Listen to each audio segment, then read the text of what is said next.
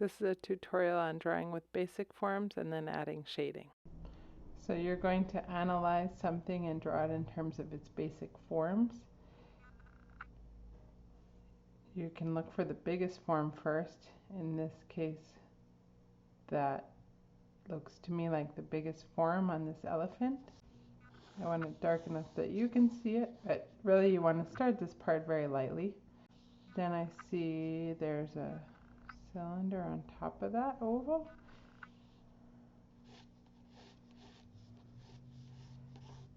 Alright, and that goes down and becomes the leg.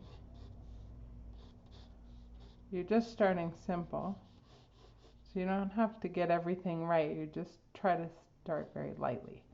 Let me do the next big form, which is the head.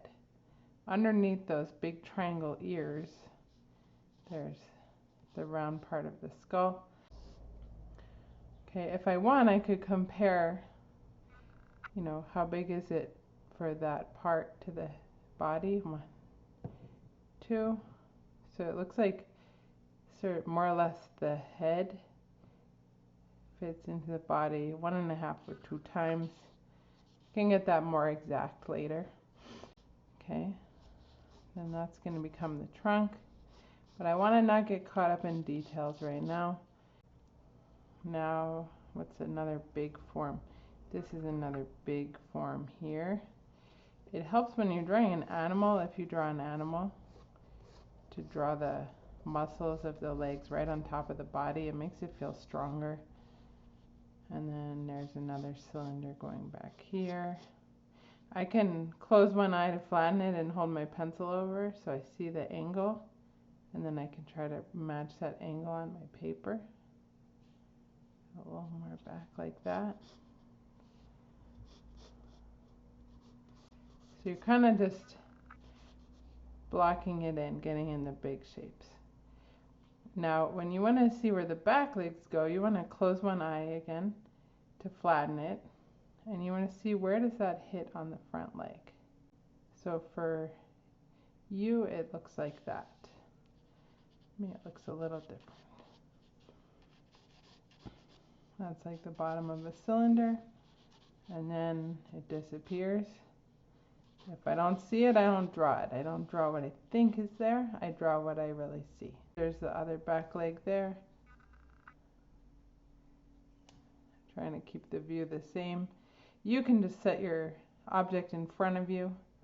I'm doing this funny thing with holding it because I'm drawing for the camera, so I'm trying to make it look like what you see. So the back legs are kind of a little bit even with each other. Now I see this one's tipped up a little more though because it's curvy. Here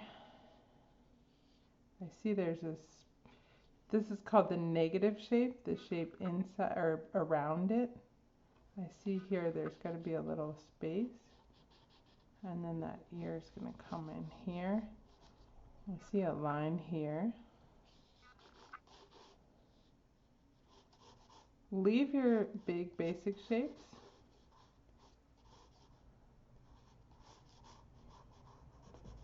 Basic forms. They're shapes now because they have no shading, so they're flat. They become forms when you shade them. That moves back a little bit.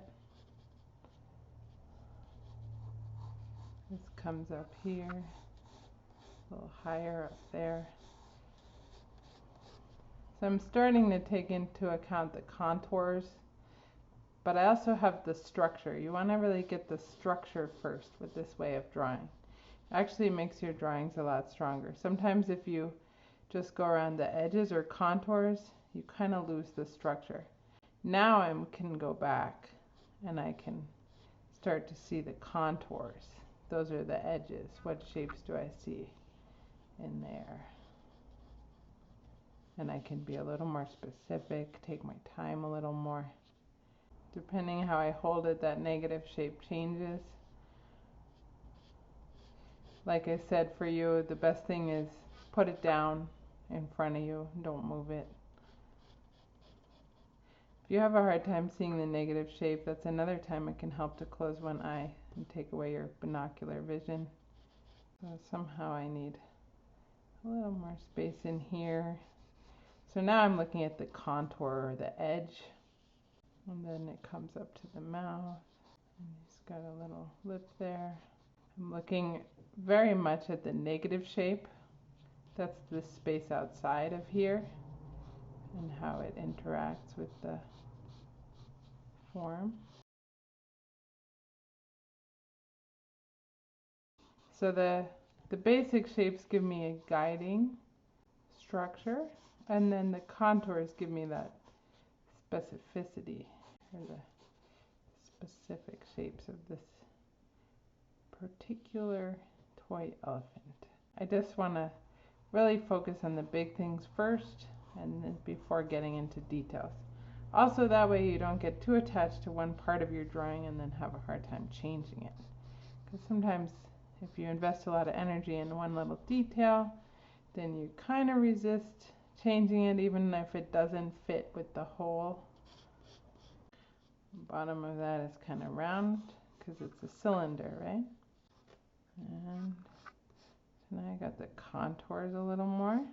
Once you have the basic forms and the contours laid out, then you're going to begin your shading. So I left in my lines, and I can see where the shadows are falling behind those big basic forms I drew. I'm kind of using a light hatching mark, just laying in, blocking in the shadows. I'm thinking about the forms I see too, correcting contours as I go. This leg is like a cylinder, so there's kind of a shadow along both sides and a highlight down the middle. Think about things as the basic form first, and then you can observe the particularities. Keep working your way around your drawing, darkening areas, adjusting areas to each other. Think about the basic forms underlying the cylinders, the ovals. You can blend if you want with a paper towel or a tissue. Shading can take really any amount of time. The more time you put in, the better it generally looks. Now, you also want to draw with your eraser just as much as you draw with your pencil sometimes. So I'm going to look back. Now, I have kind of like a ball shape here with that spherical shading, right? So there's the core shadow, and here's the midtone. And you want a little bit at the back, and then see here where I'm pointing, that's kind of like a highlight area. So I'm going to go back with an eraser. And you always want to make sure you check back again, because as you draw, your hand gets dirty, you rub it on the paper, everything turns gray. So you want to go back and look for some highlights.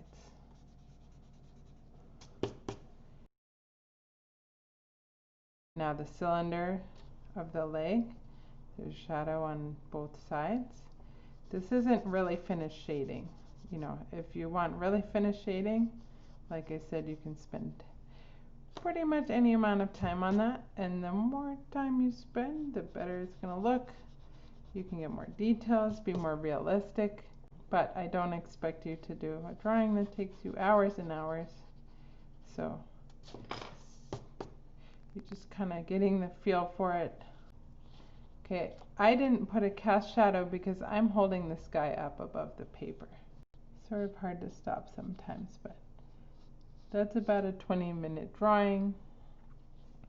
Like I said, if you want to spend more time, you can, but try looking for the basic form. So like start with the big shapes, build out, then try to put some shadow on them.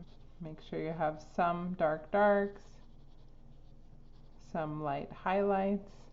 The cast shadow can help anchor. So if I put him down, I can see from my view some shadow underneath the feet. So if I want, I can put a little cast shadow under him. If I want that foot to feel like it's lifting up, I can leave a little gap between the cast shadow and the foot.